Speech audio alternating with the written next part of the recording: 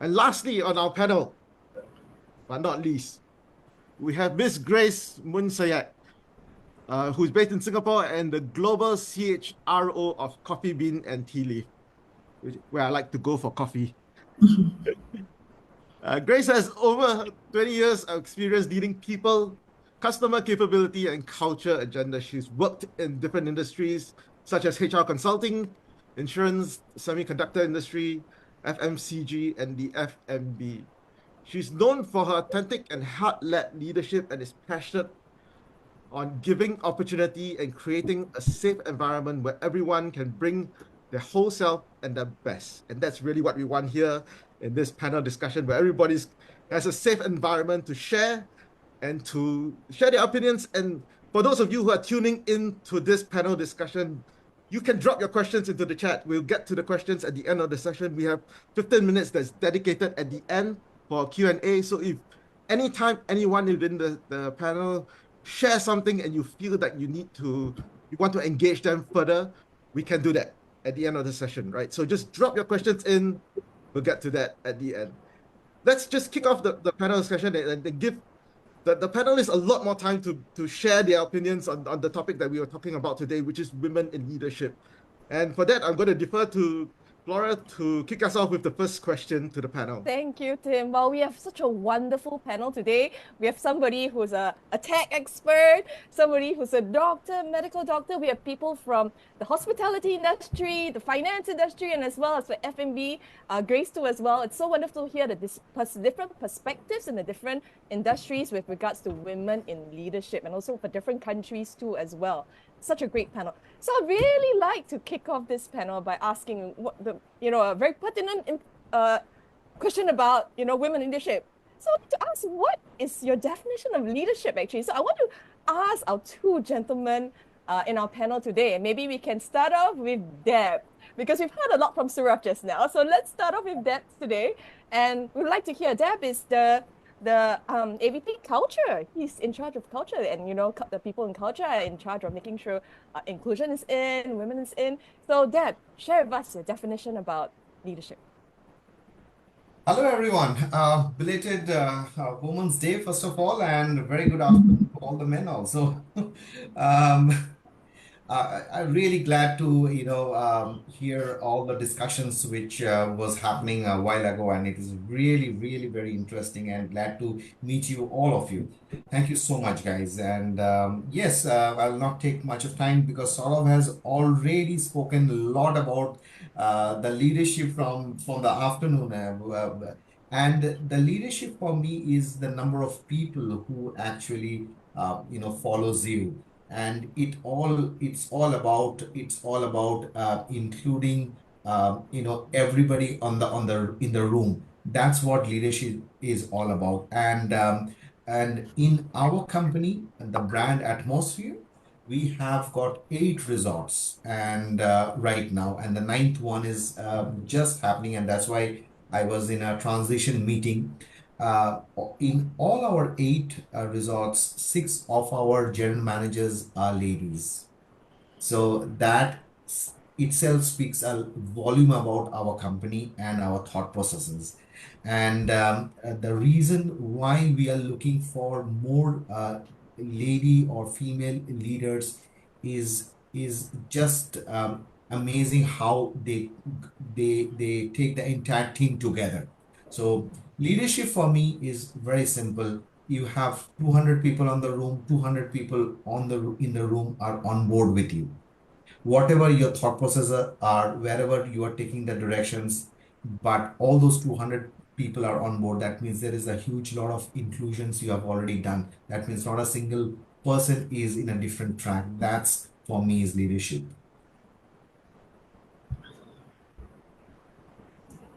Thank you, Deb. Maybe Saurav, you want to jump in on your? I think Saurav also mentioned something about he alluded to what sets women apart as leaders, but we'll go into that later. But maybe you can hear from Saurav. Flora, thank you so much. And by the way, I love the energy, Flora, Timothy, you bring to the table. It really kind of livens me up. And Deb said beautifully already here. I won't take too much time, but I have one short question for everyone to answer. I would like all of you to go to the chat and think about the best leader you have ever had in your life. Whether man, woman, doesn't matter. The important is what characterizes the best leader. So go into the chat and write down what made that person the best leader for you. What made that person the best leader for you? Trust. What else? Let's kind of put all your thoughts in. Think about what made that person the best leader for you. Because if we talk about leadership, we need to know what a great leader looks like. And I'm going to talk about exceptional leadership. What defines exceptional leadership? And the other aspect we'll cover later on would be, are leaders born or are leaders made? And we'll unpack that today as well. Yeah. Care. Let's hear 2 more comments, Flora. Just take 2 minutes. Yeah. This will be very insightful. I was about to read it for you too as well. Fair enough. This is really great, right? This is really great. Keep adding in, everyone. Just put your thoughts in. This is going to be very important that you put your thoughts in, because it might be a big realization for you what we are seeing right now. Transparent, empowers, communication, fantastic. You know what's interesting, everyone here? What's even more interesting is not what you've said, but what you haven't said. Because I'm not hearing any of you tell me that the best leader was the smartest person in the room from the Harvard Business School, 20 years of people lead. I'm not hearing all those things. They could have been. But all I'm hearing you say, what made that person the best leader for you is how that person made you feel, how that person fulfilled your needs, isn't it? So I say, and I bet if I go and ask each of your team members, describe the best leader they have ever had, I'll bet they'll say similar things. Somebody's got my back, who empowers me, who trusts in me, who cares about me, isn't it? You'll hear similar things. So fundamentally, I say, if leadership is about understanding people's needs and fulfilling them, shouldn't we just go do that, isn't it? So I say if leadership is about understanding people's needs and fulfilling them, shouldn't we just go do that? That's my definition of leadership. Leadership is about understanding people's needs and fulfilling them. And who better to understand people's needs than people who have the power of empathy, who can really feel the emotions of people. And here it is. I say a leader is a leader, not because of the position or title. A leader is a leader because of the people who follow them. So I say leaders, if a person has no followers, he's just an individual walking their own path. So we need to understand the needs of followers. And through Gallup's research, there are 4 needs of followers to think about: hope, trust, compassion, and stability. If you can evoke these 4 emotions in a person, you will get the followership from it. And that's why I say, if I have to combine all these 4 into one aspect only, I call them attention. And this particular thing is attention dollars. So as a leader, if you want to be a great leader, man or woman, doesn't matter. The key here is you have $1440 every day. You choose where you spend them every single day, whether you become a leader or you become a follower, you become whatever you want. And what are $1440? Is 1440 minutes every day. You choose. You want to become a leader, you have to invest that in people to build hope, trust, compassion, stability, give them attention, and you get followership. Let me pause here, Flora, just to bring that perspective in right now. Thank you. Actually, when you asked me to think about the words, I've been very blessed to have women leaders in my organization. So in the last organization, I spent 7 years in the Ministry of Finance in Singapore. And my leader is actually a woman leader, and she does so much for communication. She reaches out to us, not only on the intellectual level, but also on a heart-to-heart level, where she recognizes and sees each of us. And that's what made her a really, really different leader. Thank you for bringing that question in. And if anybody else has any comment about what we say during the panel, you can just jump in and put a statement in the chat, and we can pick it up, and we can pick it up for you. Maybe you want to move on to the second question, Tim. Yeah, I mean, I have had the same experience, honestly. I've had female leaders and I've had male leaders, and my best experiences with leaders have all been female leaders. And I think they bring something different to the table that, I don't get with my interactions with male leaders, unfortunately. And that's really what we're going to talk about in the second question. And that's really, what sets women apart as leaders. What's it different, being a woman leader versus a man who's a leader, and what are the value adds that a woman can bring into a leadership role? Let's start with Saurav, since we were talking about this a little bit. Is that question for me? Yes. So I think what differentiates great leaders is the ability to transform other people's lives. And when I say transform, transformation happens at three levels: the head, the heart, and the hands. Normally, we combine all three and it becomes very confusing when it comes to people, relationship, leadership. So I say, if you want to become a great leader, separate these three aspects. What is a mindset shift or head shift? Is when we can create a buy-in, right? People would follow you only if you give them hope, if you give them aspiration, the future, right? If you can inspire them. Without that mindset shift, the heart won't come along, the hands won't come along. Yeah. Now, that's the first is mindset shift. Second is a emotional shift, and that's an important part. If people don't feel that you are somebody who's trustworthy, compassionate, caring, or then they will not follow you, right? Isn't it? So it's very important to connect a heart to heart. That's why I say women leaders have an advantage over men leaders purely because their ability to connect emotionally out there. Because the way I look at different leadership is very different now.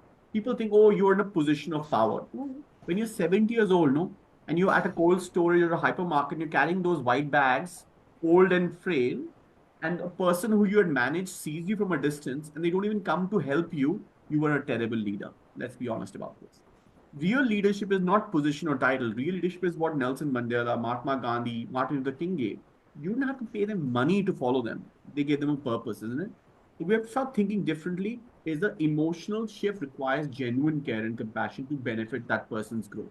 And third is behavior, actions. If you can't inspire actions, what kind of leader are you, right? Then people can't unite behind a common purpose. So I will break it down into three aspects. Great leaders transform mindsets, connect emotionally, and are able to inspire action and contribution to people. Yeah, which really brings back to the point where, I mean, these are characteristics of great leaders in general. In looking at these three aspects, you talked about head, you talked about heart, you talked about hands. What sets women apart from men leaders? In these three aspects, what do women do differently, or what do women do better, if that's a good word to use? I think we saw just now the Gallup one that you presented that they have relational. One of the strengths is relational, right? So other than that's one that we saw. Was there another one, another quality that you see that women bring onto the table to the leadership team? Yeah. Well, if you see the data here, right, the data sort of says it all. Now, here's the interesting thing. Don't just be blinded by the data.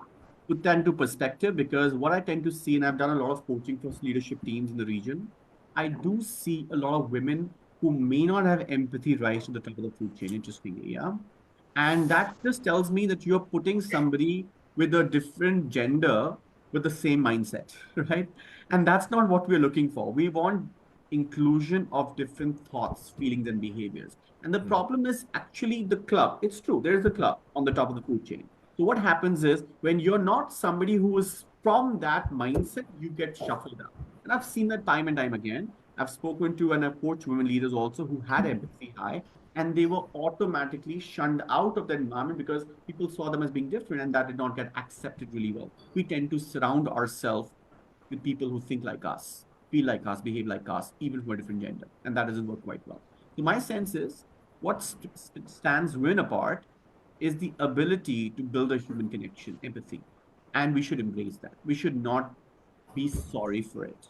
We should be embracing that and bring that to the forefront. This is who I am. That's what makes me strong, right? Empathy is being strong. It's not being weak here.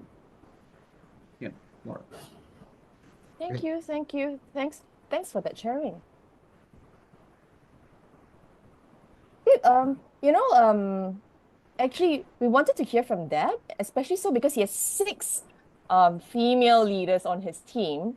And I would really want to know what sets, the females from the males in the leadership team. Thank you.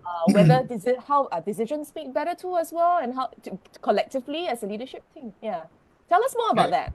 Thank you. Yes. I'll share a few names first, and these names are world-renowned, and I'd like to all of you to understand what is the common factor behind these names, and the names are Indra Nooyi, Hillary Clinton, Mary Barra, Sheryl Sandberg, Beyonce, Mary Kom, Serena Williams. Do you know what are the common thing between all these ladies? Heroes. I have no idea. They are all mothers. Okay. Okay. Okay. Why Yeah, why is that my is the name not point. there? That is the Why is point. my name not there? Okay, we Flora. include Flora. Yes. Flora as well. So what I'm trying to bring to your attention is the human nature, and let's talk nature because that's where it all starts from. If data are speaking about empathy, the nature actually has given the answer before that data. I mean, I'm not denying the fact, but hey, look at a lady that who is a mother who has got the motherly love and the empathy already. So that is the unique factor which comes to the table when it comes to the leadership, and the ladies cannot, a woman cannot be without that. And when taking a decision, these are the key factors which plays a vital role in key decision makings in terms of doing a certain things in a certain way in a large organization. And we have a resort which was actually fumbling. And when there was a transition between a gentleman who was replaced by a lady general manager, within a 60 days, she had transformed the entire 400 souls on the island just by being with them. And when I say being with them, that means purposefully being and listening and talking to them, understanding them. And that is what sets a lady leader or a woman leader apart from lot of men leaders, and not all again. So I can visualize things. I have seen things. I have been seeing things now also as a corporate leader when I was there 3 months back in that resort. And today, when I go back to the resort, there has been a paradigm shift in the entire thought process of people. And the reason is because is there is a lady leader who constantly and looks and listens to the people and gives and share an amount of love every day through various activities. It's not that she's not strict. It is not that she is not doing a job in terms of driving or achieving something, but there is a soft component which comes to the table every day, which people realizes over a period of time. And that is what I know sets things apart. Just to track back a little bit, something that Saurav said about attraction, right? Where people in leadership, they tend to attract the same kind of people to them, right? And to get that shift where you talk about, this male general manager handing over to a female general manager, what do you think has to change at the top to allow that shift, right? Where the perspectives are changed, where the openness is there to look at something different or bring in somebody different with a different perspective, with a different view on how things should be done, because that's really where. Deb, you still with us? Okay, he's disappeared for a bit, right? But I mean, what has to shift in order for that to make that change to happen? Because it happened. I mean, it happened in your resort, right? But it doesn't happen in all organizations because they tend to attract a lot of the people that think the same way and toe the same line and have the same kind of culture. They attract the same kind of culture, right? And you've seen it successfully happen in your organization, in your resorts. And what do you feel has changed to allow that within your organization? I think there is a focus which is to understand the people. So in a leadership, when we don't understand the people and we try to lead, that's where people go wrong. And if you are leading a team of 300, 400 diverse group and a various age group and a various people around, if you don't understand and align yourself to what they really want, and you start achieving your KPIs or goals or what have been set to you, that's where people go wrong. And a woman today is so tuned to getting understanding the people and then driving or then leading the team is what makes it more successful. And that's what is what we are talking over here, that there are enough and good gentlemen, good men who are great leaders across the world, but in our place in the resorts, they have somewhere not able to understand the entire gamut, the 360 purview of what the really people want. And it is beyond the policies, it is beyond the SOPs, it is beyond what is expected every day for them to be done. If you understand those nuances or those unsaid needs and wants, that is where the motherly love or compassion what comes into the picture. That is what makes it different. I'd love the opportunity to chime in onto that question. Well, please do.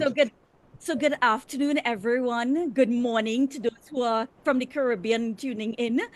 I am Dr. Safeeya Mohammed, as you all have been introduced to, and it is indeed my pleasure to be one of the sole persons from this part of the hemisphere to join you all across at Maldives and Singapore and South Africa in this magnanimous summit here. The nuggets and the wisdom that we have all been sharing and learning is such meaningful nuggets, and I do know that it's going to create such transformational shifts. I want to just add a perspective onto that definition of leadership, that aspect of what makes, I think, a woman different. And while we explored the component of empathy, which is very important when we look at the basic human needs of what any person needs to thrive, we also look very closely at how women collaborate and how women communicate. And there's a distinctive difference in our abilities, very unique in the way we have that opportunity to communicate. Couple years ago, in 2014, in fact, 10 years ago, Malala Yousafzai, Nobel Peace Prize winner, visited Trinidad and Tobago. And I had the opportunity of being her personal physician. And she at that time was just 17 years old. And I was enthralled in the way she stood in front of hundreds, thousands of persons and used the power of her voice. And here's the catch-22. While we as women have a unique ability to communicate and connect, not often do we have the confidence to use that unique skill. And that is something that, if anything, we move forward in developing our women leaders is encouraging that confidence to use their voice purposefully and intentionally, as Malala, as Deb mentioned, Serena, as so many other women leaders have been able to achieve. So those two skill sets of being able to communicate and collaborate, I've found are really unique skills that women leaders thrive on. And I'm sure everyone may agree on to that. Dr. Safeeya. Actually, I'm going to move on to the next question. I'm going to hear more from the women now. And as a woman, I would like to hear from Aisha. What are the common challenges women face in leadership? Oh, and you are in tech. It's a predominantly male industry from where I see it. And I would like to find out, maybe you can share a little bit about your either your personal journey or share about what challenges in general women would face. Hi, yes, happy Women's Day to everyone. Flora, I think you said it right. Throughout the world, it's a predominantly a male-dominated field, and it's quite challenging to be part of the field, and let's say, especially in a leading position. What I have observed is I basically have two set of teams. One is very much male dominated, and the other is fully female dominated. So I see that the two sides of two teams. So let me try to see, like, when I started leading teams in the technology. Can you put the thing one more very slow? Sorry? I think it's just somebody from the audience. All right. Yes. Yes. So when I started, let's say that obviously I started from the very, very bottom and then moved up to a level of leading a software development team, I would say. So the first one that came in was like, okay, I'm going to lead a team of male software developers. So am I really capable? Can I really do this? Will they accept me? And all the years of experience that I had, it didn't matter. I'm talking about the imposter syndrome that women we usually have. So we have sort of that feeling that we need to really, really prove that we have this ability. We really need to show them. So I even had it when I started. Like I was trying to read, understand, and go back and see like what are the things that I had to prove myself that I have these abilities and skills. So I think that is one of the things that we often see, not only in the leadership level, but all other technical levels as well, especially women. We see that. And I am actually very fortunate because my team, they did accept me, accepted my guidance and all. But when a female comes and joins, the perspectives and the things that they consider the details, that was not, my team was not very familiar with that. So they even took some time to learn who I am and why I do this and why I consider about emotions, family, and the free time, the mental health, why that matters. So suddenly somebody come and jump in and then saying these things, or let's plan it this way. So it's a new thing for them as well. So it took me some time to get adjusted to this because I was learning each and every one. Other than that, I also see that usually technology, the teams are very much goal and goal oriented, and we also work in a lot of pressure. We have a lot of deadlines. And when we work in really agile environments, the organizations are dependent on us. What I see is that the leadership and work and life balanced role, it is quite challenging. Because we have support teams and other development teams always. How do I bring that balance? So that is not something anybody teaches in any university or anywhere. So with every team, with every assignment that we get, it becomes difficult. But sometimes we feel that, okay, like, can we really do this? Or are we spending too much time at work? So I guess it's also about having your team supporting you, saying that, look, these are women. Of course, if we consider the Asia, the primary responsibility of the parents, even the kids are on us. So we really have to work together with the team and see that how we can actually support people. Because after all, we are all human. We cannot just neglect that part and say that, hey, we are working. Okay, so we cannot focus on these and these things.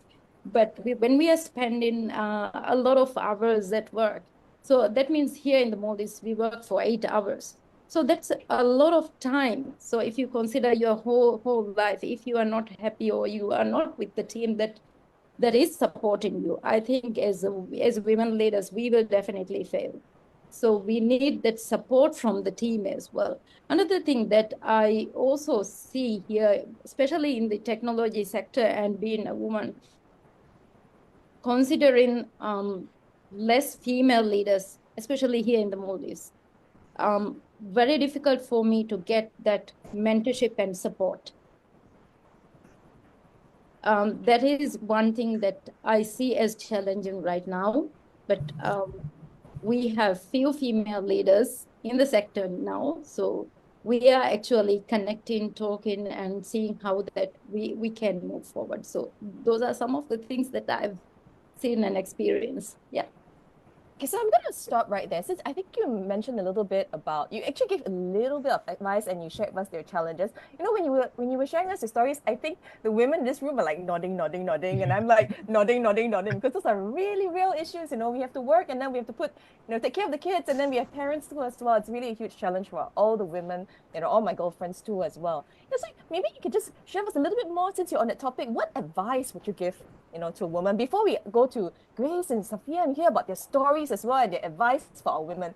So maybe Aisha, you share a bit of advice. What if you had to give advice to me who wants to be a better leader, or the women out there? What would your advice be? Okay, so I would say that be confident. So that is what may make you make decisions and trust in your abilities and things also. I did work a lot to improve my skills, especially being confident with the decisions that you make, because your team will rely on you. So that means if you don't have a confidence of the decisions you make, the directions you set, and the way that you work, nobody is going to believe you, and you will still be going for that imposter syndrome. So I believe any leader who works in this field, one of the thing is being confident. The other one is you understand the people, because you are going to work with the people. As I said before, like work and life balance is doing things. You need that support.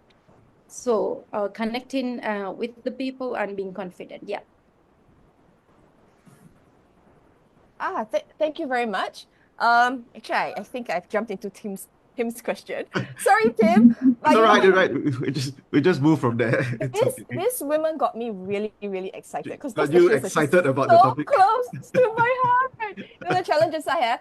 I'm on like a break now, like from work, because all these issues about women and leadership and my children and everything else. So that's my personal story aside. But maybe we can listen to Dr. Safeeya and then we'll come to Grace. Dr. Safeeya, if you have any, maybe a little bit of your challenges, your advice. Certainly. Grace, okay? So in terms of looking at some of the challenges, and yes, it is the same thing across in the Caribbean as it is in Maldives and Singapore, that work-life balance. Now, I have shifted away from that concept of work-life balance because I think it is an elusive goal that is unattainable and unachievable. And it adds a level of guilt onto us that we must achieve it. Oprah Winfrey actually said, we can achieve all things, but not all at the same time. And here's the thing, while I'm here in this session, I'm not the perfect mother because I'm not attending to my son.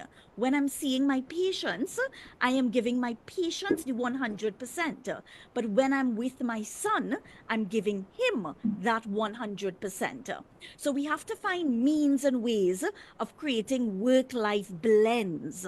So a simple way that I could try to create and ensure, say, my own walking the talk and taking care of my own personal fitness is my son and I. We've been exercising and doing meditation.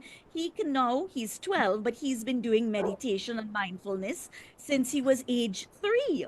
He can probably lead a meditation course for you all now at age 12 because he's seen and mirrored his mom do it. So you find activities to achieve together in that work-life blend. I've had to overcome some of those work-life balance challenges by creating very specific boundaries. And this took, just like Aishath mentioned, that confidence, that self-assertiveness, to be able to bring that to the workplace and share, listen, I can give 110% of myself between X and Y, but between Z and A, or between whatever other time, this is family time. So let's make sure this is my priority. And in I am doing that, I then give other mothers the permission to do the same. And this is so important. Now, a big challenge that we have seen, and I want to bring back in the theme for this year, International Women's Day, which is investing, acceleration for progress, is that women need to feel confident in investing in themselves. Let's say we have a budget of $10,000 and your child wants something. Click of the fingers. You're doing that. But let's say coaching course comes forward, you will ponder on it, and not make that investment in yourself. And that is a big challenge. I've seen a lot of my mentees, because I coach a lot of women in business development as well. Even though I'm a doctor, having founded a company which is 5 years old, I've had the opportunity of coaching a lot of women. They come to me for advice. And a big part of that is I encourage them to invest in themselves. And that, I believe, is two very important challenges. And when women start to shift that mindset that they are worthy of this investment. Now, on the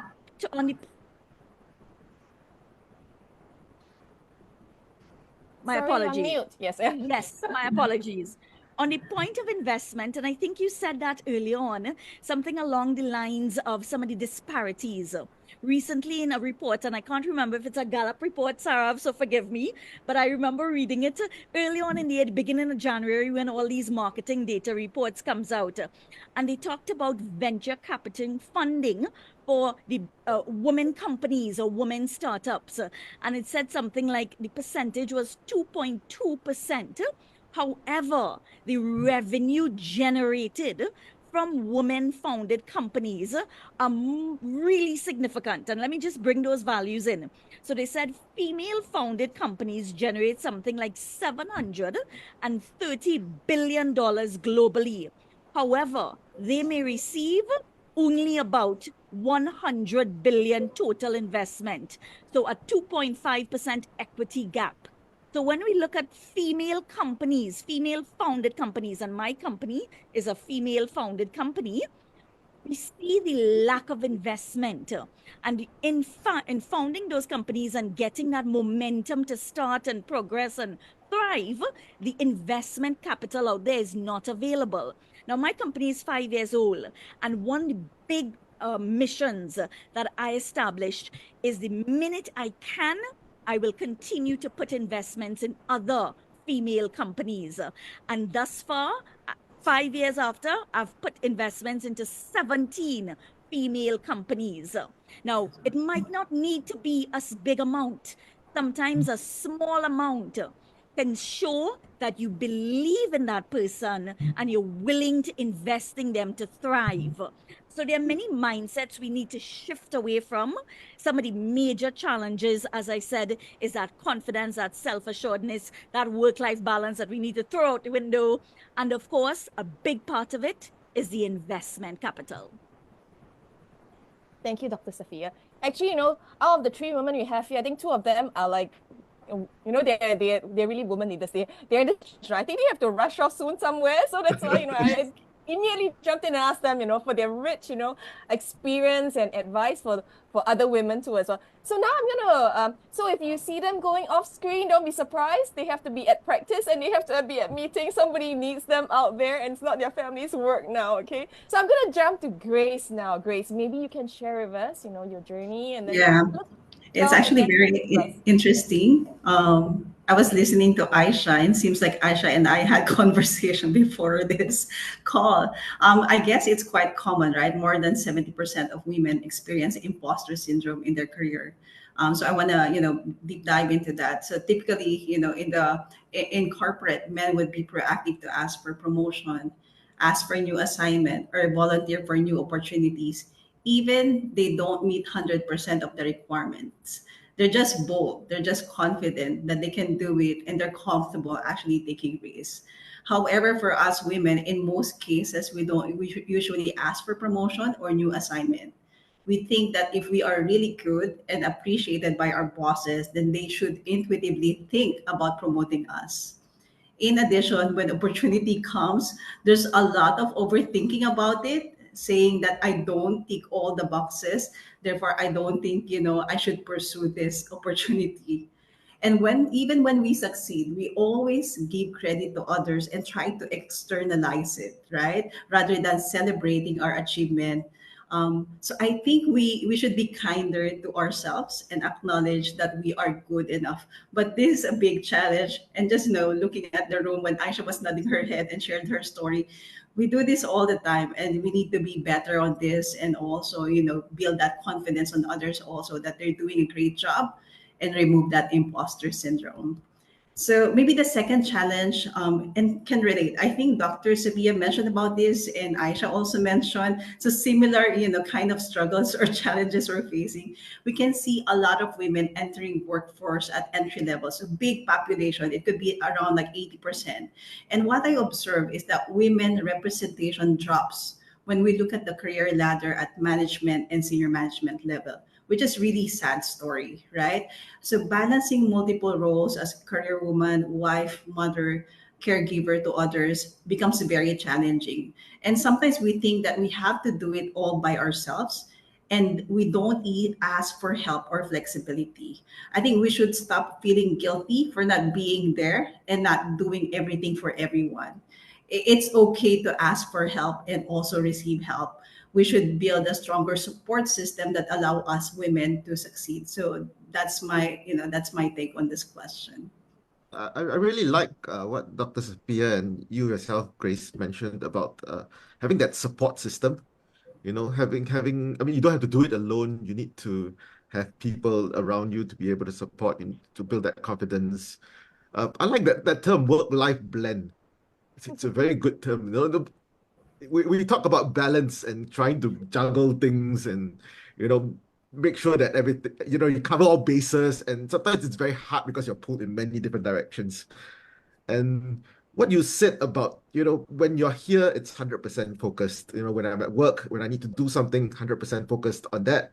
When I'm with my family, 100% focused on that, right? And that's where the clear divisions are, and that's where that balance is created.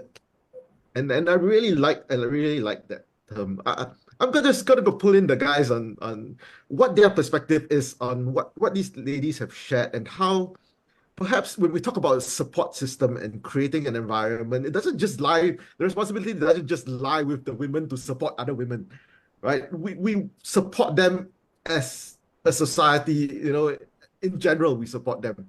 So maybe just bringing in the guys and to how we could facilitate that process, or we could help with that process of supporting women to be able to thrive in leadership. Let's go to Saurav. So thank you, Tim, and great perspectives from all this, Dr. Safeeya, Aishath, and Grace. A couple of elements I'm going to tie in together to what they've said, right? So if you think about what Dr. Safeeya spoke about, is sort of building that confidence in that women, creating that opportunity, the imposter syndrome, right? So I say, right, what is an imposter syndrome? If you've not done something before, you feel like an imposter, isn't it? So it's all about experience. Once you've done something, you don't feel like an imposter because your brain has formed synaptic connections of doing that action a couple of times already, isn't it? And this is something which we need to start thinking about from childhood. Yeah. What needs to change for women leaders to really thrive? And I'll tell you where women leaders are doing really well and where they're struggling with as well there. So while women leaders are doing really well, to what Deb said, right? Understanding people, right? And Dr. Safeeya said communication. So I break it down into two-way. Communication is a two-way process, right? So for me, the common thread there is listening skills. Listening skills. Women are better listeners because they pay attention to the non-verbal cues also. And why that is important, because in the past generation of people, it was very much top-down. People tell you what to do and you go and do it, right? That worked pretty well from that world and that mindset. Now, where the world has changed is, ask yourself, right? Now, you're dealing with a whole new generation of people, Gen Z, Generation Alpha. You're dealing with a group of people who don't even listen to their parents. Why would they listen to you? Isn't it? And that's where meeting people where they are at becomes even more important. That's why listening skills becomes important. So women do have an advantage in leading to a new generation of people, whether it's Generation Alpha, millennials, by ability to connect with them and meet people where they're at, listening to the non-verbal cues also. The other aspect of imposter syndrome is my question back to you, right? Are leaders born or are leaders made? What do you guys think? Are leaders born or are leaders made?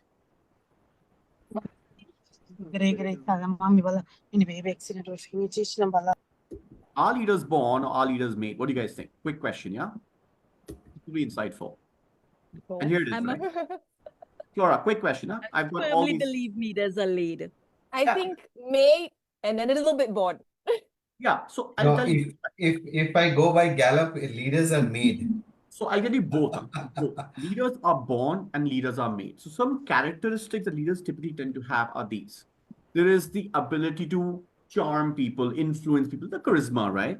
So some people are born with charisma. You'll see in kids also when they get the center of attention, they get a lot of attention. But here it is, right? You could have those specific patterns of behavior, but if you don't practice it, you won't build those social skills. So it's also the opportunities to practice those behaviors that get somebody who has natural talent to succeed. But that doesn't mean somebody who doesn't have that charisma can't build those social skills. People do it by building relationships over many, many years, right? And they build their own social network also. So yes, both charisma or rather social skills, people are born with and they can build it. Similarly, confidence and courage could be built by doing the work, by building that synaptic connection in the brain. So I want to give hope to all women here. If you've never been in leadership roles, doesn't mean you can't become leader. You can start today. And this is also a responsibility for all mothers. Please change the narrative for your daughters at a very young age. Don't tell them you should not compete with the boys, you should not do this, because we are telling them you're not supposed to be a leader here today. Why do you think that changes? So all these personality traits I'm showing is not something that showed up because someone took an assessment. It was curated over a lifetime of repetition. Narratives needs to change at a very young age. When two women get together, ask yourself, what do they talk about? Yeah. Are they talking about, oh no, I'm looking like this, I'm wearing this clothes? And you look at two men, when they talk, what they talk about? They talk about career, they are their bosses. So that narrative needs to change at a very young age also. That's when leadership will thrive internally. And I say, forget about imposter syndrome, think about the learning curve. It's a learning curve, that's all. Yeah, we all need to go through learning curve. And that starts to what Dr. Safeeya said, confidence. Confidence starts by decision making. We should allow women at a very young age to make their own decision every single day. We should not hold them back. Because we put this stigma on their minds. Oh, this will happen, should be careful. We put the fear, yeah? The moment we instill fear, automatically confidence comes down. Now, yes, we are in a society that is dangerous, no doubt about that. We have to protect, but not restrict. We have to protect, but not restrict their growth as a person who can thrive in leadership roles also. And if you see, all the women who've become successful have had those opportunities of making decisions in their life. So it was not today that they become a leader. It's a journey that they have built up over time. That's what I would say with leadership is. Deb, let's kind of hear your perspectives also. So I think you've got something to add there. Yeah, I have I'm something. sorry, can I just pause for a moment? I think I'm gonna ask just before Aishath leaves us, do you want to have, want to tell your takeaway or something to tell us before you leave? Because I know you have to rush off too as well. Thank you, Flora. This has been a very insightful discussion, and I feel very sad to leave, but I think more discussions like this should occur, because this is just one discussion, few minutes, but these things, I think globally or regionally should be organized. And furthermore, especially in the Asia, we see less celebration of women in the leadership positions. We don't see those examples here. So I think as in organizations like this, we can focus on that aspect as well. I wish to see more events and more celebration of women. And all the best and good luck to everyone. Thank you.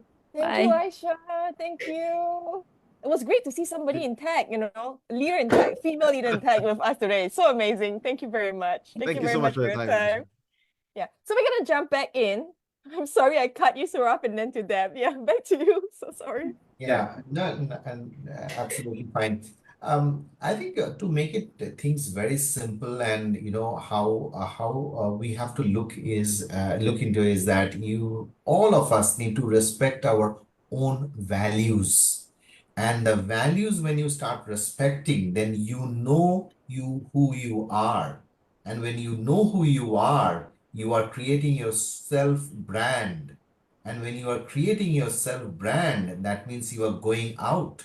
You are actually who you are to the entire world. And the last thing which I like to say to all the ladies are, your dreams should be scary. And I'm repeating myself, your dreams should be scary, because if you are not dreaming scary, you are not dreaming big. So if you are not dreaming big, you are not be able to make it. That's all. I love that. And I'm an OD person. I'm going to tell the people your vision must be scary. You know, not, it's not good enough. The dream.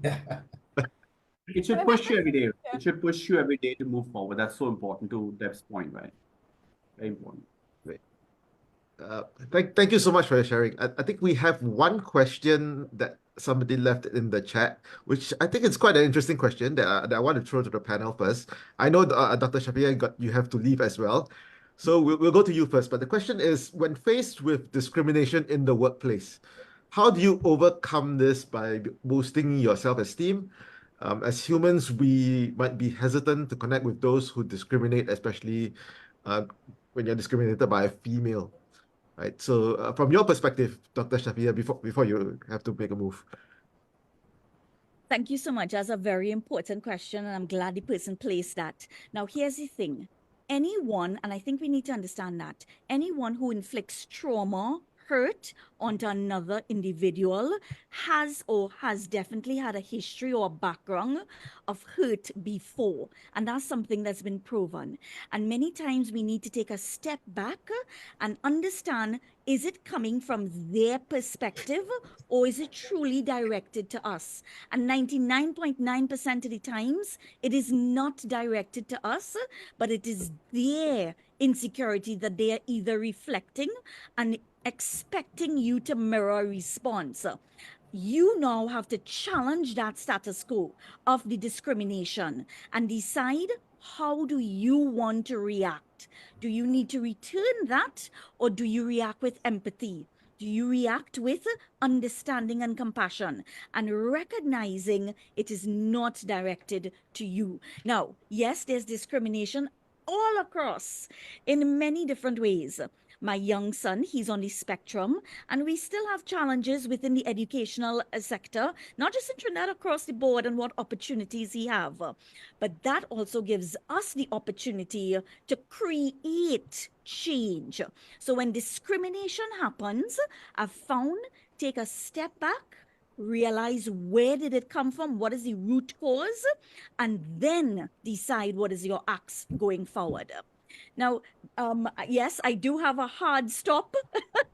My sincerest apologies. I would love to continue in this particular panel here. In mere minutes, I have to start seeing patients, and I'm told that I have a packed schedule. So I'm hoping it's okay if I can add in my closing comments one time. Is that Please go ahead. Sure, yes. I think it's so important that women support women and we stand together in solidarity. I want to just draw an example. Yes, I've spoken on so many panels across the world, from United Nations to right here Maldives to South Africa to Geneva, all across the world. And I remember distinctly, there was one panel, there were 8 men and 1 female, myself being the female. And I stopped and I told them, no, I'm absolutely not speaking until you include more women in the panel. Come, find some more. And here's the interesting thing, and I'm sorry, Aisha had to leave. It was actually a tech panel, and they kept giving me all these excuses. They won't find. I was like, well, too bad, I'm not speaking. And they really wanted myself to speak, so they got others they can find. So sometimes we have to step up to that challenge and ensure when we reach the table, we create a seat for another woman and not see it as a space of competitiveness, but see it as a space of upliftment. Because when we uplift others, as women, as we empower others, we empower ourselves further. And Saurav, I love that statement when you said about changing the narrative to our daughters. We also have to change the narratives to our sons. I make it a specific point that my son is part of the care work at home. He takes part in the normal household chores, and he recognized that not as something that he needs to be paid for, because we know young boys, but he recognized it as part of his responsibility and duties. So it is up to us as mothers to recognize that we are leaders in every single space we are in, from the home environment to the work environment to the community environment. And it's up to us to change that narrative, stand in solidarity with our sisters, invest in each other, invest in yourselves. And that's my closing comments. It really has been a privilege to learn from each one of you all. And Imelda, huge congratulations to yourself and Aminath and your entire magnanimous team for bringing this together. I think we were part of the seed conversation, 2 or 3 years ago within the pandemic.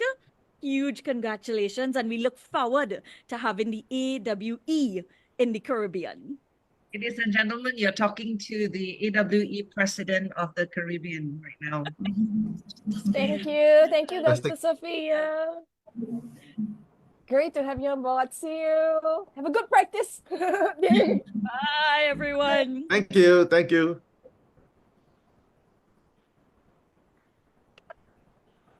All right. Yeah, but maybe we would like we'll jump in and maybe we would ask for that to be share with us, your takeaways or for the session today. Yeah, there are a lot. Thank you so much, and look to thank each one of you, Imelda, Saurav, Flora, Madam Fazna, and Miss Aminath, for this lovely platform you have created. And I think you all rock. That's what in hotel language or hospitality language we normally say that yes, you have done a beautiful job, by creating this platform and creating this entire environment, which is very, very, exciting. Key takeaway, yes, as we have been talking, that we have to help each other as woman has to help the woman, the men has to also put the right foot forward to encourage this entire scenario. And yes, be yourself. I mean to say, let's get into simpler mode of leadership. What Howard or Cornell or the Stanford has taught is just the simple ways of leadership skills, and I will brag about my company as Atmosphere, that we believe in very simple ways of doing things, and that's where we are making the disruption, and we are leading the disruption and not getting disrupted.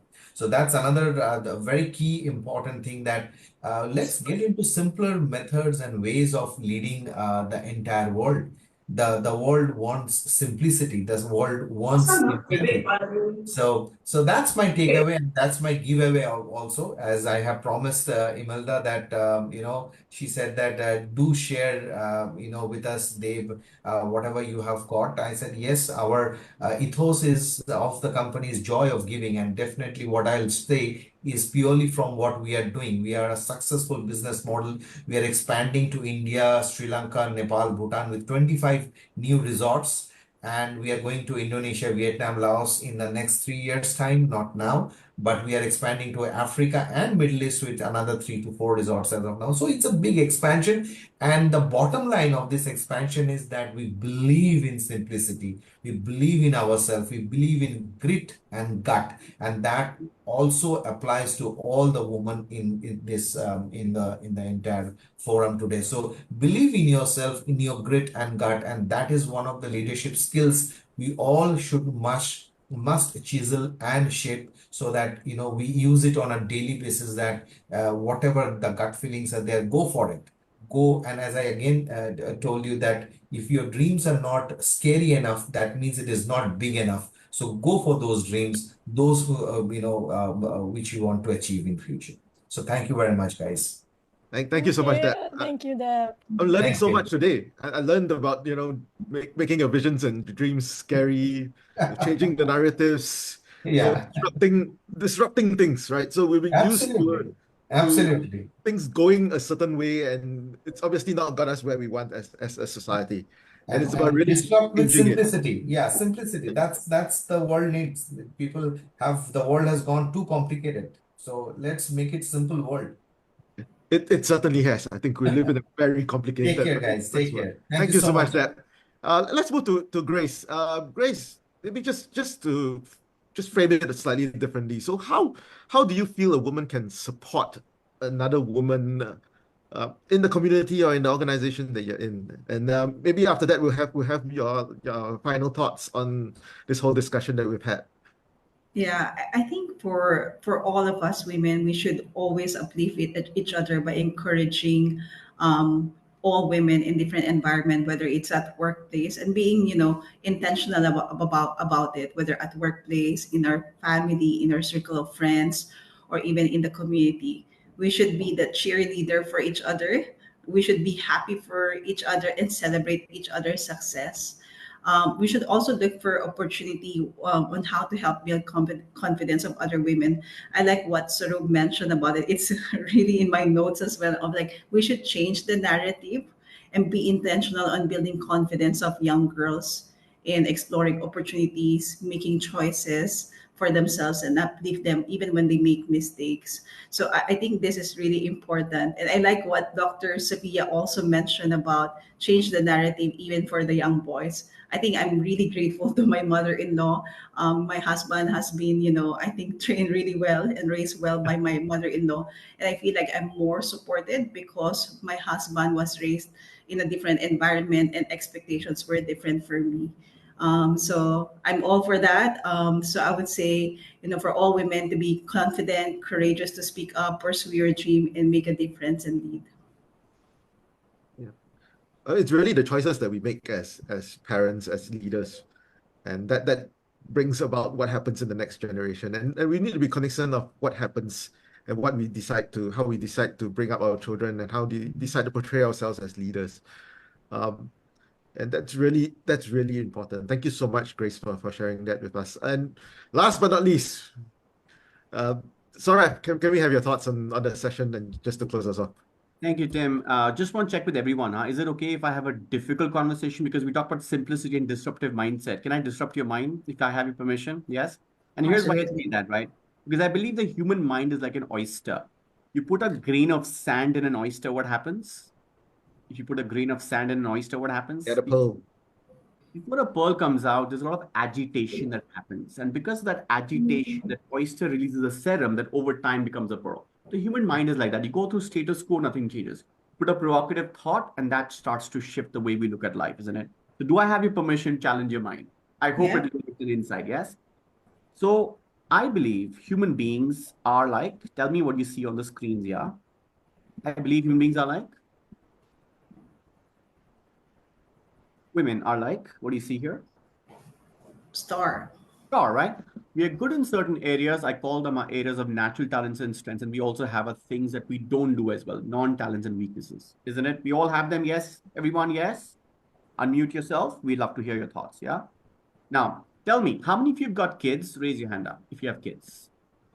And tell me, either write in the chat or say it out loud, if your child gets A in English, your daughter gets A in English and C in mathematics, where do you spend all your time, effort, and energy? The A's or the C's?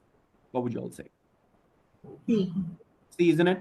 Why? Because right from childhood, we have been brainwashed by our parents, by our education system. If you're good in something, maintain the status quo. If you're bad in something, go and fix the weaknesses. Why? Because we want to make people to become well-rounded, good in a lot of areas, isn't it?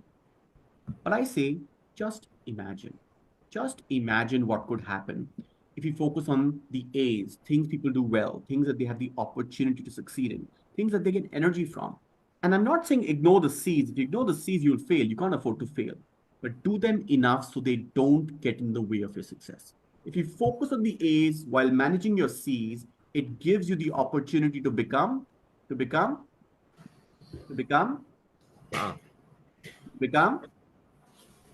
A or star.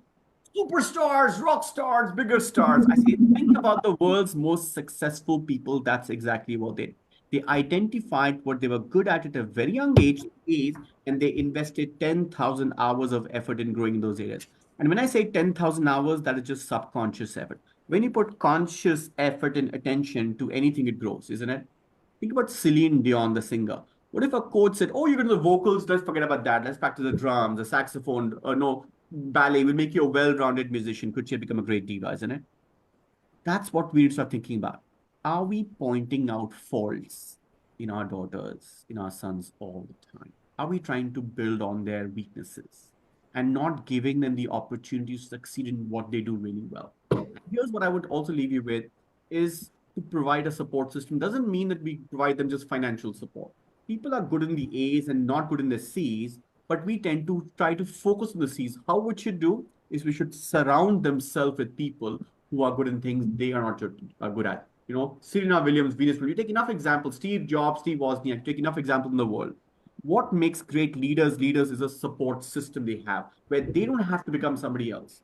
So why are we trying to force our kids to be a second-rate version of ourselves? Why shouldn't we let them be them, isn't it? So I leave you with that thought, is we speak about this a lot. Women should empower women. The question we should be asking, why is it not happening? Why is it not happening? We've been talking about this narrative for over 10 years, 20 years now.